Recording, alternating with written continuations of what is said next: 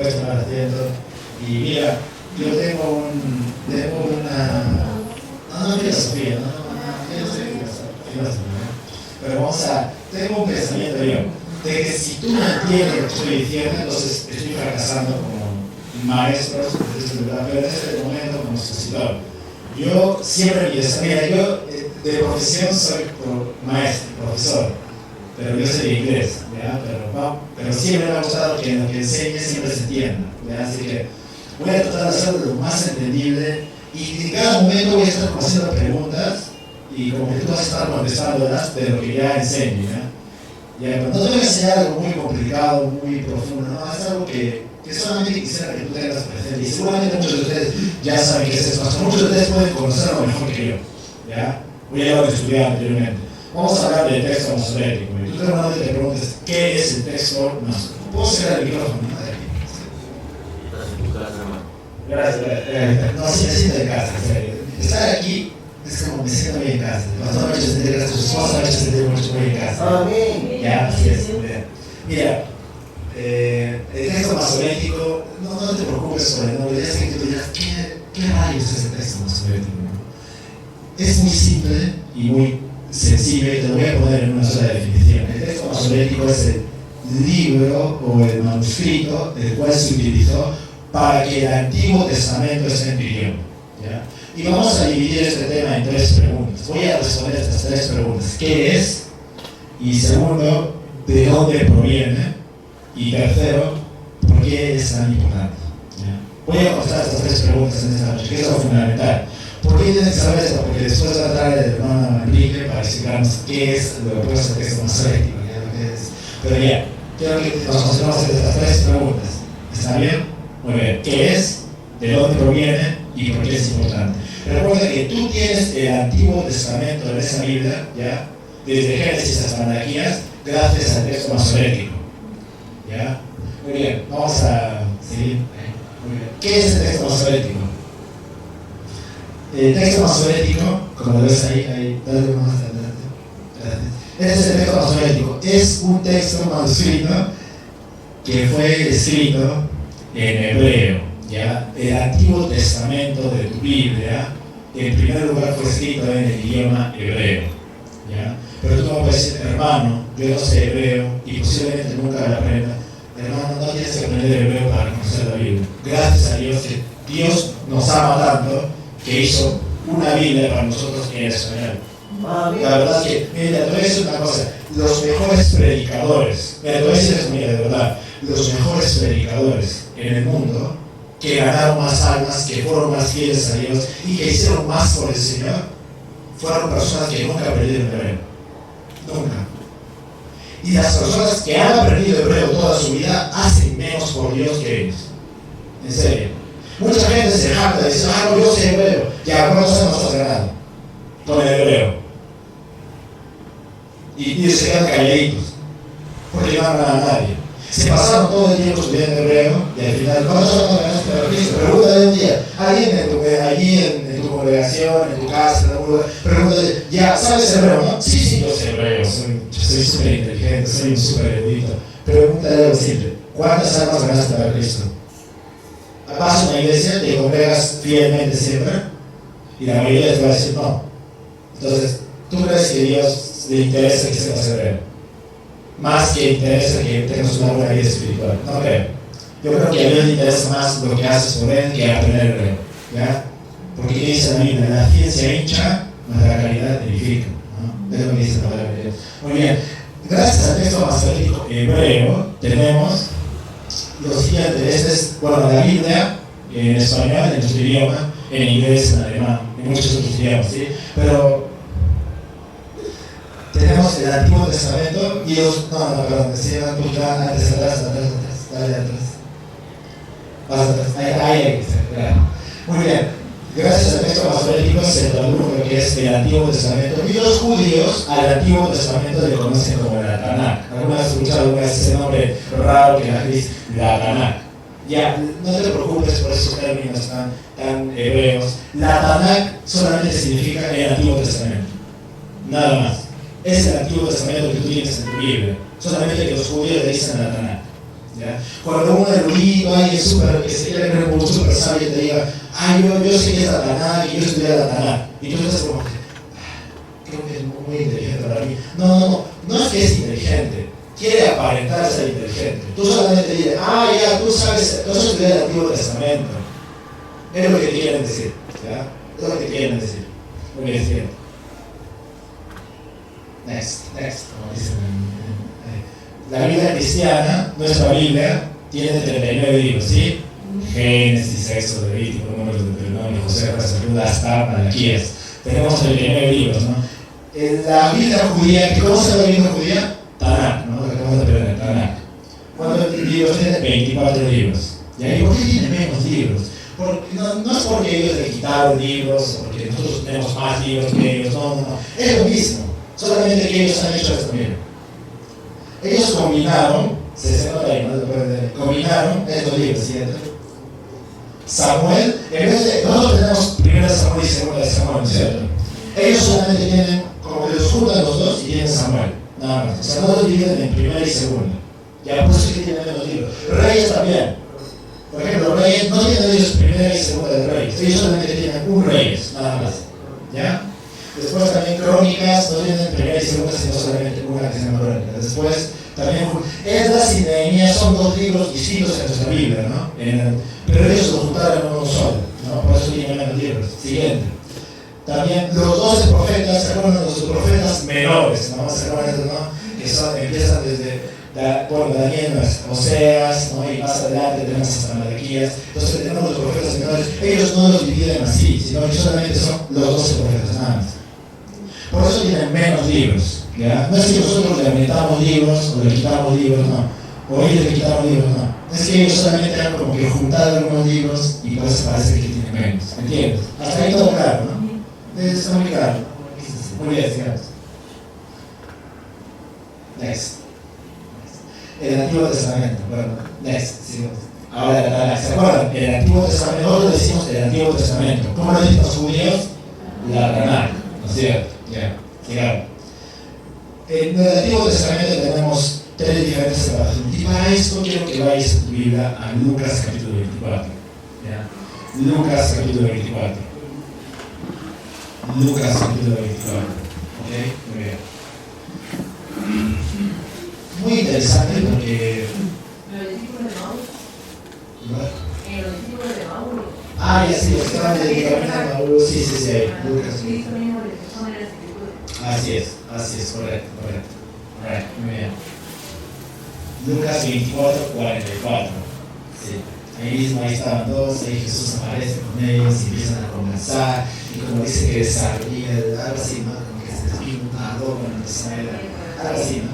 Pero mira Lucas 24, 44. ¿Ya? Y Jesús divide las escrituras en 3 partes. Desde el Antiguo Testamento, obviamente, en el tiempo en el que Jesús estaba ahí en la tierra, o sea, todavía ahí en la tierra, no estaba todavía el Nuevo Testamento terminado. Entonces solamente tenían acceso al Antiguo Testamento. Sí, no tenían el Nuevo Testamento todavía. Pero recién estaban escribiendo los apóstoles, los discípulos, recién estaban haciendo. Solamente tenían el Antiguo Testamento hasta ese momento.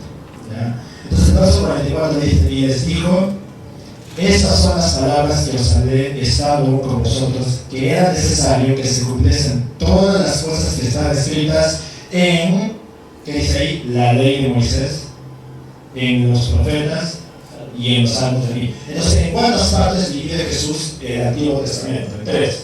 La ley, profetas y salmos.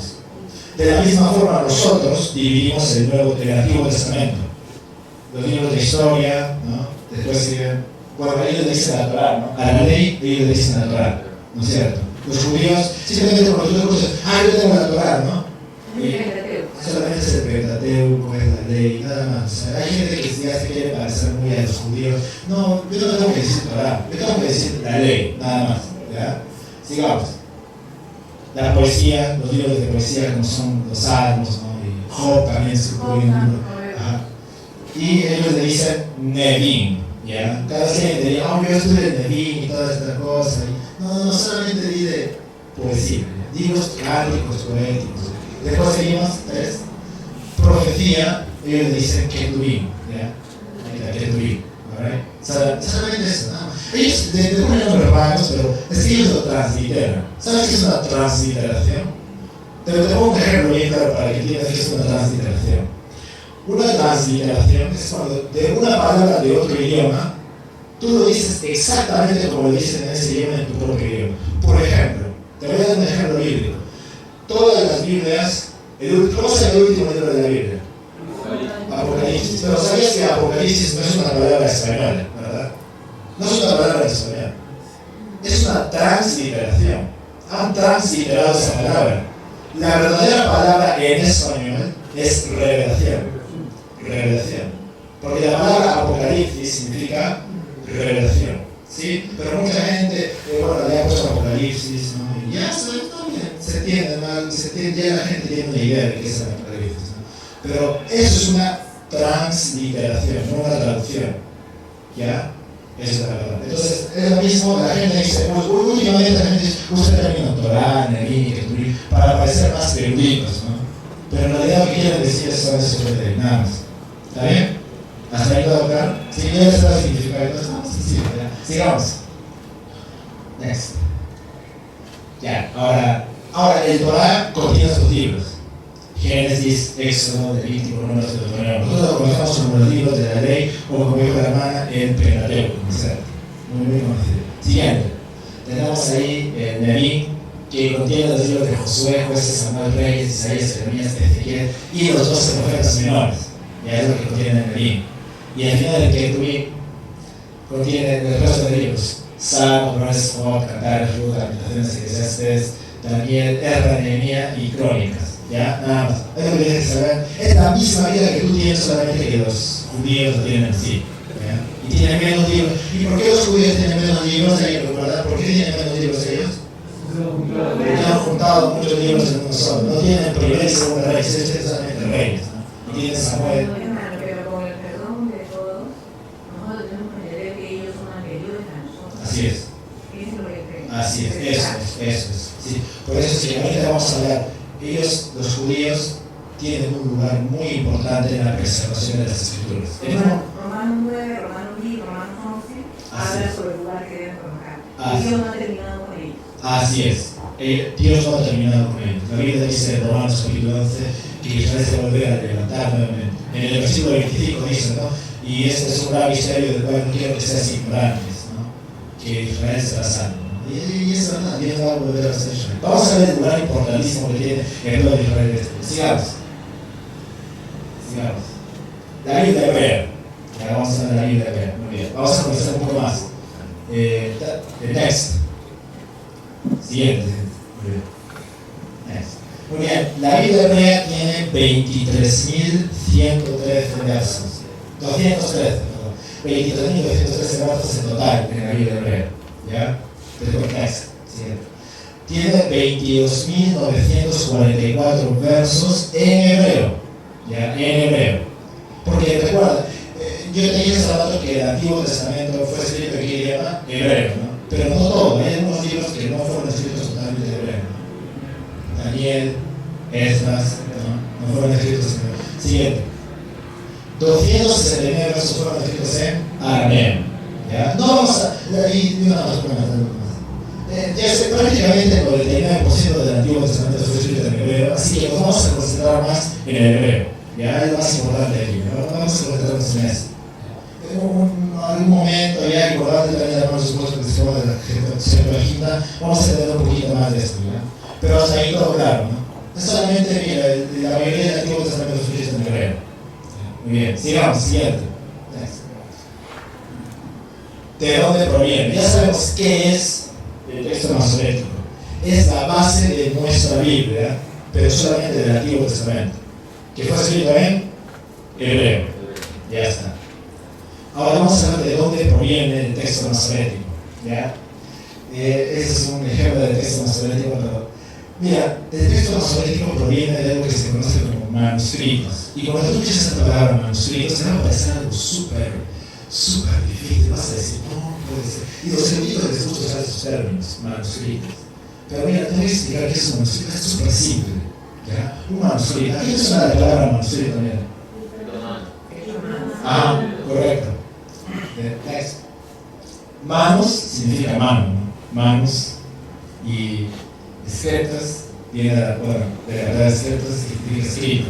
O sea, es un escrito a mano. Una más, manuscrito solamente es un escrito hecho a mano. Nada más.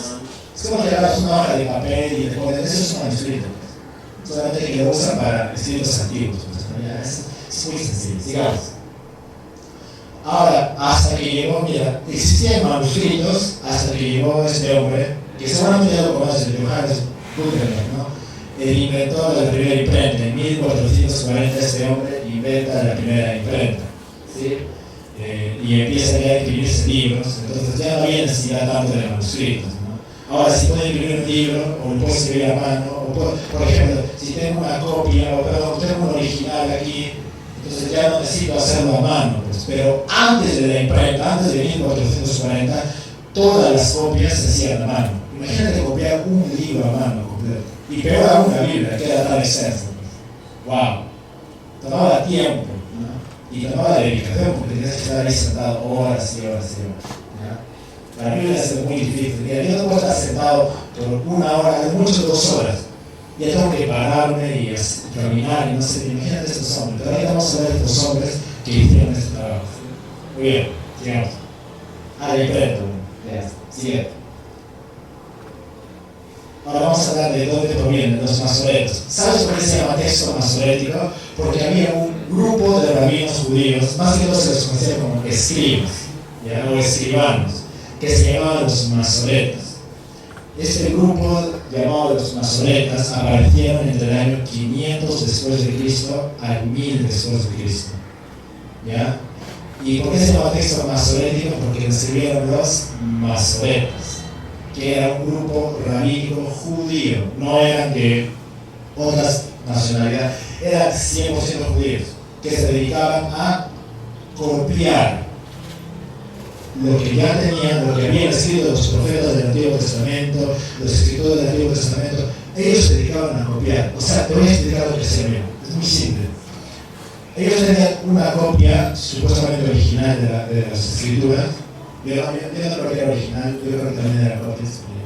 Mira, lo tenían allí y ellos se dedicaban, agarraban la copia allí y se ponían a copiar letra por letra, palabra por palabra, para hacer distintas copias para que no se pierdan esas escrituras durante el tiempo. Porque tú sabes, mira esta Biblia, esta es mi primera Biblia, la Biblia que me regaló mi pastor, mira ya cómo está. Y solamente esta Biblia ya tiene, mira, ya está saliendo las hojas, mira, vamos a ver. Mira, ya está saliendo las hojas, está toda, mira, ya como marcada, toda fea, ya está rota. Hay una parte de Tesalonicenses que ya ni siquiera está porque no sé qué pasó, ya se gastó mucho. Pero si en 6 años mi Biblia está así, imagínate en miles de años cómo estaban los manuscritos originales, pues ya no existen, en serio. Solamente tenemos copias de los originales. Y ellos fueron los encargados de hacer copias a mano, porque no había imprentas hasta 1440. Ellos fueron los que preservaron las escrituras hasta el día de hoy. Entonces, pudieron hacer las escrituras hebreas allí. Entonces, aparecieron en Jerusalén y Tiberias, por las orillas del mar de Galilea. Ahí aparecieron ellos, ¿cierto? Y su trabajo fue hacer copias de la Biblia letra por letra para preservarla pura. ¿Ya? Ese es su trabajo, ese era su trabajo. Copiar, nada más, ¿ya? Pero mucha gente los criticó. Y seguramente un día te van a hacer, ahorita vamos a ver esto, pero ¿por qué los criticaron a ellos? ¿Ya? Porque hubo mucha polémica contra ellos. Los criticaron por una razón. Y te voy a explicar ahorita por qué, ¿cierto? Obras importantes de los masoretas, ¿ya? Obras importantes. Número 1, separaron los libros canónicos de los apócrifos. O sea, que ellos cogieron las escrituras. Y tú sabes que es un libro apócrifo. Un libro apócrifo es un libro que simplemente es escondido, oculto, que no pertenece al canon bíblico, alejandrino, ¿no? Como por ejemplo, ¿sabías que en la Biblia católica hay libros apócrifos, ¿cierto? Como por ejemplo el libro de Tobías, Macabeos, bueno, la última parte de un capítulo de Daniel que se inventó también en la Biblia católica, ¿no? También hay uno que se llama Sabiduría, ¿no? Hay un Daniel también, hay un Judith. Eclesiástico, muchos libros. Ellos en total tienen más libros que nosotros en la Biblia, ¿no? Pero te voy a decir una cosa, mira, muy simple. Ellos simplemente agarraron y dijeron, estos libros no van. Jamás han sido aceptados por nuestro pueblo, así que ¿para qué los vamos a poner ahí? Los sacaron. Y dejaron los 66 libros que nosotros tenemos, bueno, los 39 libros que están en el Antiguo Testamento. Siguieron. Dividieron los libros de la Tanaj en 24. Ellos fueron los que hicieron la división de los libros en 24. ¿Ya?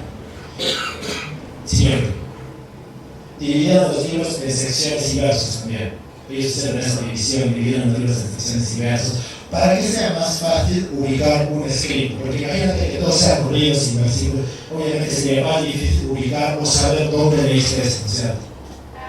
Hoy día es más fácil saber, podemos citar, por ejemplo, las palabras de Cristo en Juan capítulo 3, verso 16, que es muy famoso, ¿no? O en Juan 5:24. ¿Cómo? ¿Y en qué dijo Juan 5:24? De cierto digo que el que oye mi palabra y queda que me envió libre y eterno. Y podemos citarlo, ¿no? Y podemos encontrar propio de la Biblia, ¿pero por qué? Porque tienen numeración, tienen versos, ¿no? Tienen números allí. Ellos hicieron eso, pero en la Biblia judía. ¿Ya? Muy bien. Siguiente. Obras importantes de los masoretas también, pero esto es lo más importante. Este es el legado muy grande que dejaron los masoretas. Ahora, quiero detenerme aquí y explicarte algo. El idioma hebreo es un idioma que no tiene vocales. Muy triste, ¿no? Imagínate, no tiene vocales. No tenía vocales. Así que los rabinos o los judíos tenían que memorizar o prácticamente entender cómo pronunciar las vocales de memoria.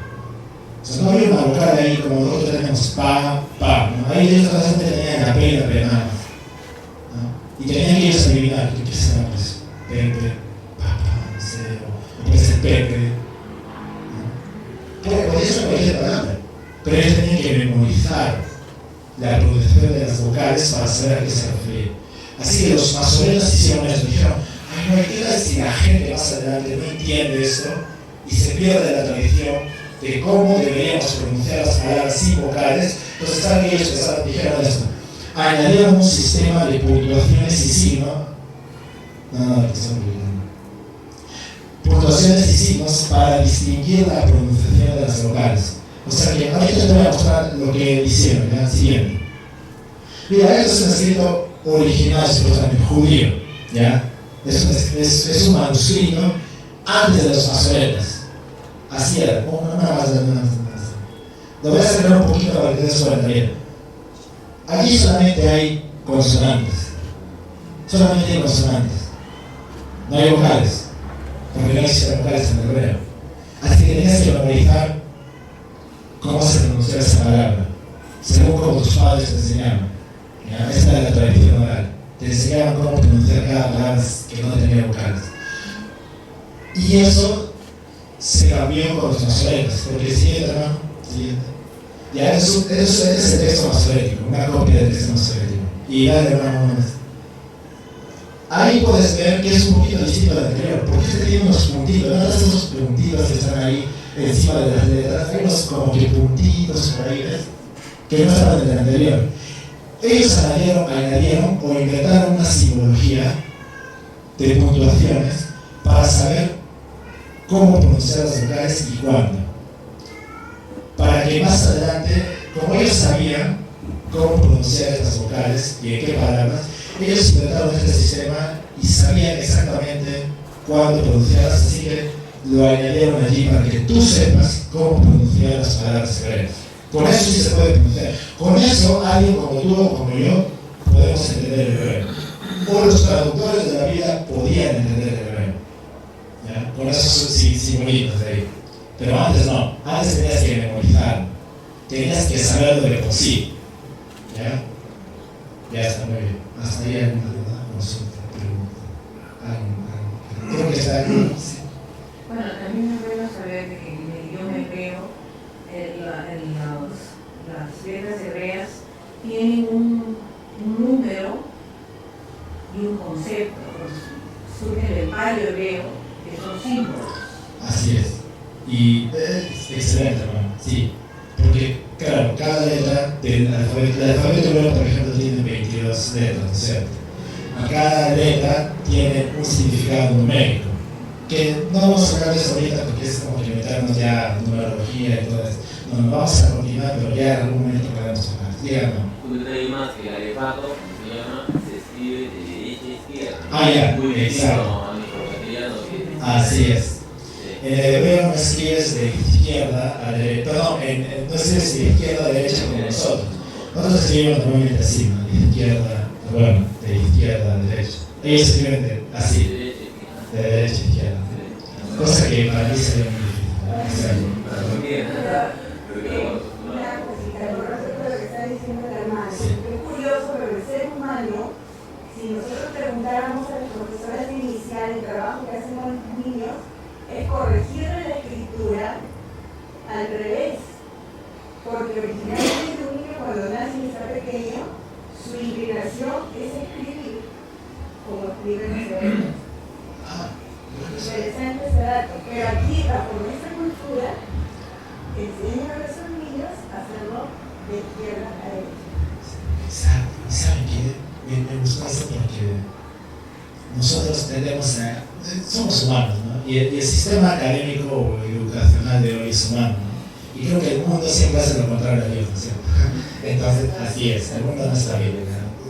Bueno, pero es algo que también podemos tener en cuenta. Muy bien, sigamos. Siguiente. Ya, entonces, más o menos ahí puedes ver, ¿no? Lo que ellos añadieron, ¿no? Esos pequeños palitos que están ahí como que más o menos explican qué son, qué hacen allí. No vamos a tomar tiempo en esto porque obviamente para poder aprender hebreo necesitas después tomar un montón de clases, ¿no? Entonces ya, no vamos a hablar de ello. Sigamos, siguiente. Ahora te voy a explicar más o menos de lo que se trata Sí, hermano, sí, y una más. Ya está. ¿Qué significa esto? TNK. Tanakh, ¿no es cierto? Ya, Tanakh. Entonces, en el hebreo, para que tú tienes más o menos el hebreo, en el hebreo no hay vocales, ¿no? Entonces, por eso es Tanakh. Pero ahí no hay, así es como estuviera escrito en hebreo, TNK. Pero puedes identificar muchas cosas, ¿no? Puedes identificar muchas cosas. Pero tenías que, antes de que le aparezcan los masoretas, tenías que memorizar lo que decía ahí. Saberlo de memoria y guiarte del contexto también, ¿cierto? Pero Tanakh simplemente significa, ¿cierto? Torah, Nevi'im y Ketuvim. ¿Ya? Eso era lo que... Por eso se llama Tanakh, la Biblia hebrea. Porque contiene la Torah, que ya hemos visto los libros que contiene el Pentateuco, Nevi'im y Ketuvim, ¿no? Esos libros, ¿no? Entonces, por eso se llama Tanakh. Más o menos como que te dice, ¿no? Que por qué se llama Tanakh. Nosotros le agregamos simplemente las vocales, porque nosotros somos un lenguaje con vocales. Tenemos vocales.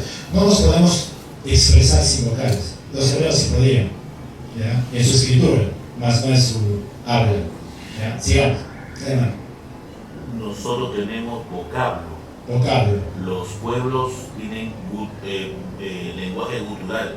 Que es a nivel de los, como griego. ¿No? Así es. Gracias, sí, Tanakh. Sigamos. Ahora sí, ¿por qué es importante el texto masorético? ¿Ya? ¿Por qué es importante? Número uno, porque fue escrito por judíos que preservaban la Biblia. Y además, te voy a decir una cosa, todo el mundo hoy en día quiere tomarse la autoridad de decir que ellos pueden elegir qué libros hay en la Biblia. Pero cuando yo estuve leyendo la Biblia hace mucho tiempo, encontré muchos versículos en la Biblia que nos dicen a quiénes fueron los que Dios designó para que preserven sus escrituras. Mira, no fue a la Iglesia Católica. No fue ni siquiera a nosotros. ¿Sabías que nosotros no tenemos autoridad para decir qué libros van a haber en el Antiguo Testamento? No. Fueron ellos, los judíos. Mira por favor Deuteronomio capítulo 17. ¿Ya? Deuteronomio capítulo 17. Ha habido mucha gente que dice, yo tengo autoridad para saber qué libros van a ir en el Antiguo Testamento. No te pongas una autoridad que Dios no te ha dado, jamás. ¿Ya? Los judíos son los que designan quiénes. ¿Y quiénes son la autoridad? Pues Dios. Los libros que tenemos en el Antiguo Testamento fue porque Dios quiso darle la autoridad a su pueblo para que elijan qué libros van a estar en la Biblia y qué libros no. Y así lo hicieron. Mira Deuteronomio capítulo 17 y el verso 18. Dice, Deuteronomio 17, 18 dice, y será que cuando se asentare sobre la silla de su reino, escribirá para sí un traslado de esta ley en un libro tomándolo de delante de quienes, de los sacerdotes levitas. Entonces dice que, mira, cuando tú le hagas una copia de un libro a tu rey, ¿sí o no? Es lo que está diciendo el texto. Cuando tengan rey, porque Dios sabía que todo Israel iba a ser rebelde y que iban a pedir rey, pues lo pidieron, ¿no es cierto? Entonces dijo, está bien, cuando haya rey, lo que tienes que hacer es ir donde los levitas y pedir que ellos te autoricen esa copia para que sea entregada al rey. Porque no puedes entregar al rey lo que sea. El sumo sacerdote. ¿No? Tienes que ir a ellos. Y ellos van a asegurarse de lo que le están dando al rey es palabra de Dios. Entonces te das cuenta que la autoridad del Antiguo Testamento o de los libros del Antiguo Testamento está a cargo de los judíos, del pueblo de Dios. Y la Iglesia Católica hizo mal, porque ellos aumentaron más libros en la Biblia de los que debían hacer, diciendo, no, pues que esos libros también tienen sabiduría. Sí, los judíos también dicen, sí, tienen sabiduría y tienen muchas cosas, pero dijeron, esos libros no son para la Biblia. Pero la Iglesia Católica dijo, no, pero Dios nos ha dado la autoridad a nosotros, y nosotros, una vez estuve leyendo el catecismo, yo era muy católico hace muchos años, y ellos creen esto, bien. El catecismo dice de que la Iglesia Católica ha reemplazado a Israel, y que Israel ya no es pueblo de Dios, ahora son ellos. E incluso hay iglesias evangélicas hoy en día que dicen, no evangélicas, bueno, cristianas, ¿no? Cristianas dicen, nosotros hemos reemplazado a Israel. Eso se llama teología del pacto, ¿no? Seguramente alguna vez escuchan. La teología del pacto enseña de que la iglesia ha reemplazado a Israel. Y en nada, como dijo el hermano hace rato, en Romanos capítulo 11 dice que nosotros no hemos reemplazado a Israel. Para nada. Ellos siguen siendo el pueblo de Dios y lo van a hacer un día más adelante, también, durante la tribulación. O sea, injertados en esa oliva, ¿no? Así es. Pero la gente hoy en día quiere robar de todo Israel. Le han robado su tierra, le han robado la autoridad que Dios les ha dado y ahora le quieren robar todo, pues. Hasta su teología le quieren robar, ¿no? Hasta sus bendiciones. Porque ha habido gente que una vez me dijeron en una iglesia, nosotros somos cabeza y no cola. No, tranquilo. Eso no le dijo Dios a nosotros. Eso se lo dijo Israel. A nosotros nos corresponde. El otro día estábamos hablando de eso, ¿no? Nosotros somos bendecidos espiritualmente. ¿Sí? En Efesios. No es jamás tomes una bendición del Antiguo Testamento que fue prometida al pueblo de Israel para ti. Estás cometiendo un grave error, ¿ya? O te vas a engañar a ti mismo. Esas promesas son para ellos y a nosotros nos corresponden otras promesas. No vamos a hablar de ello, pero más o menos para que entendamos esto. Pero, ¿por qué confiar en el texto masorético? Fueron judíos que amaban la palabra de Dios y que la preservaron. Ya podemos confiar en este texto. No fue un católico, no fue un egipcio, no, fueron ellos, judíos, el pueblo que Dios designó. Una razón por la cual puedes confiar en ellos. Siguiente.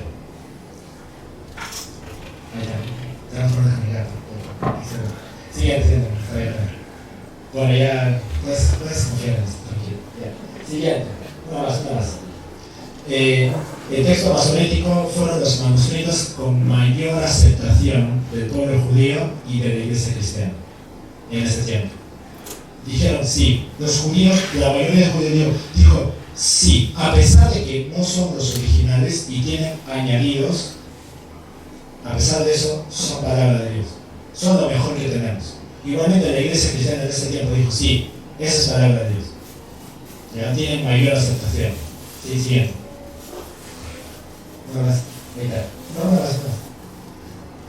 No solo preservaron las palabras, sino también el significado por su sistema de signos vocales. ¿Ya? O sea, no solamente preservaron palabra por palabra, sino también dejaron un legado para las próximas generaciones de judíos y a nosotros también para entender mejor el hebreo del texto masorético. Porque sin esos puntitos que viste hace rato, no podríamos entender el texto masorético. O no podrían entender las siguientes generaciones después del siglo X el texto masorético. ¿Ya? Muy bien, siguiente. Y ahí termino. Pero antes de terminar esto, miren. Ya que no quiero pasarme tampoco del tiempo. Yo creo que estoy bien en tiempo, ¿sí? Ya como que me queda muy poquito, pero ya. Antes de terminar, quiero que vayas a Jeremías capítulo 36 y te voy a mostrar algo. Porque un día seguramente alguien se te va a acercar y te va a decir, tú no puedes confiar en el texto masorético. Alguien te va a decir eso, en serio. Los eruditos hoy en día les gusta desacreditar todo lo que Dios aprueba, ¿no? y lo que los judíos hacen. Ellos te van a decir, el texto masorético no va, y te van a decir, y tú dirás, ¿por qué? Y ellos te van a responder así, mira, porque ellos le añadieron a la palabra de Dios. ¿Y qué dice la Biblia? Dice, no, a todo aquel que añade las palabras de este libro vendrá sobre él, ¿no es cierto? Ellos dicen, es verdad, la Biblia dice eso, pero ellos dicen, como ellos añadieron esos puntitos, añadieron eso, están añadiendo a la palabra de Dios, así que no es palabra de Dios. Y tú les puedes contestar esto, mira, muy simple, contéstale con la Biblia, la mejor forma, mira, jamás te contestes un erudito con más erudición, ¿ya? Jamás te contestes un erudito con más erudición, simplemente contéstale con la palabra de Dios.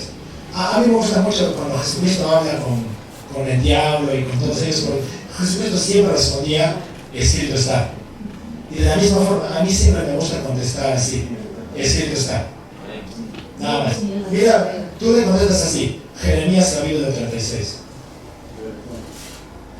Y vamos a leer un poquito, mira, para hacerlo más corto y no hacer mucho tiempo, mira, Dios le dijo a Jeremías, vas a ir ante el rey, pero dile a Baruch que escriba allí mis palabras. Y tú se lo vas a entregar al rey, porque tengo un juicio que pronunciar sobre él y sobre mi pueblo.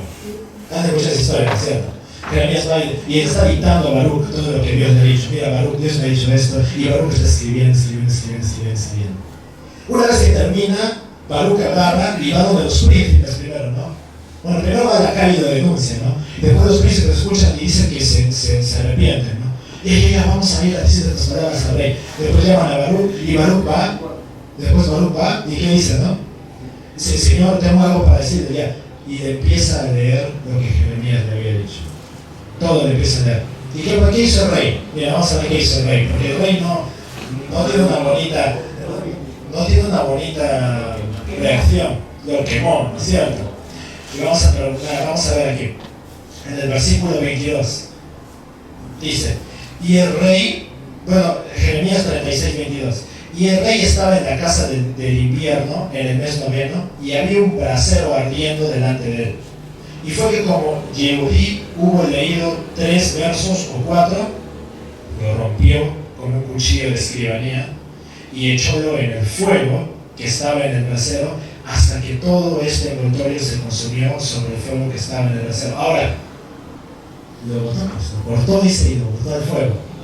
No digo, pues que así es la reacción de la gente hoy en día. Tú le predicas algo, la verdad, y como que te quieren tirar al fuego, ¿no? O quieren tirar la Biblia del fuego y romperla, ¿no es cierto? ¿Ya? Pero no, tranquilo, mira, Dios te ordena algo. Me deja cautivar lo que Dios le dice a Jeremías. Mira, después, 24 dice, y no hubieron temor ni rompieron sus vestidos el rey y todos sus siervos que oyeron estas palabras. Y aún el Natán y Dalaías y Gamarías rogaron al rey que no quemase aquel envoltorio y no los quiso oír. Antes mandó el rey a Jeremeel, hijo de Amelec, y a Saraías, hijo de Riel, y a Sedemías, hijo de Abdeel, que prendiesen a Baruch el escribano y a Jeremías profeta, mas Jehová los escondió. Y fue palabra de Jehová a Jeremías después que el rey quemó el envoltorio, las palabras que Baruch había escrito de la boca de Jeremías, diciendo, ahora mira, el rey quema los originales, ¿no es cierto? La carta original la quema, ¿no es cierto? La destruye. Pero ahora Dios le pide algo a Jeremías. Mira lo que le pide, versículo 28. Vuélvete, toma otro envoltorio y escribe en él todas las palabras primeras que estaban en el primer envoltorio, que quemó Joacim, rey de Judá. Y a Joacim, rey de Judá, dirás, así dijo Jehová, tú quemaste este envoltorio diciendo, ¿por qué escribiste en él? Diciendo, de cierto vendrá el rey de Babilonia y destruirá esta tierra y hará que no queden en ella hombres ni animales. Por tanto, así dijo Jehová a Joacim, rey de Judá, no tendrá quien se asiente sobre el trono de David, y su cuerpo será echado al calor del día y al hielo de la noche. Y visitaré sobre él y sobre su simiente y sobre sus siervos su maldad, y traeré sobre ellos y sobre los moradores de Jerusalén y sobre los varones de Judá todo el mal que les he dicho, y no oyeron. 32, atentos aquí va el remate. Y Jeremías tomó otro envoltorio, como Dios le dijo, otro envoltorio, otro manuscrito, otro papiro, ¿no? y diólo a Baruch, hijo de Neerías, escribano, y escribió en él de la boca de Jeremías todas las palabras del libro que quemó en el fuego Joacim. O sea, hizo una copia del original. Y mira, peor todavía, mira, rey de Judá. Y aún fueron añadidas sobre ellas muchas otras palabras semejantes. O sea, no solamente hizo una copia del original, sino que ¿qué también hizo? Le añadió. Compara esto con lo que hicieron los masoretas. ¿Está mal? No, pues sí, es verdad. A veces Dios quiere que se le haga eso para que su pueblo entienda mejor. ¿Entiendes? El texto masorético no es obra del diablo, hermanos. Es obra de judíos que de verdad se tomaron su trabajo en serio. Imagínate pasar horas y horas y horas. Y ellos tenían como un ritual, hermano. Ajá. Ellos cada cantidad de palabras, porque en la Torah, cuando uno va de derecha, de Génesis a Deuteronomio y de Deuteronomio a Génesis, hay como un código por cada 50 letras, hay un signo que se repite, que es el nombre de Dios. Así es. Y ellos cada vez que llegaban a eso, ellos se bañaban para poder vivir y seguir. O sea, tenían... Incluso dice que contaban las letra por letra para ver que no se habían equivocado. Y si había una más por una vez, dice que agarraban todo y lo desechaban. ¿No? Increíble. Pero mira estos hombres. Muy exigentes, ¿sí? Muy bien. Entonces vamos a terminar aquí. Yo sé que ahorita seguramente hay preguntas también. Vamos a parar, vamos a orar y vamos a darle paso al hermano Ignacio para que pueda continuar con el siguiente. Bueno, vamos a orar. Vamos de pie, vamos a orar.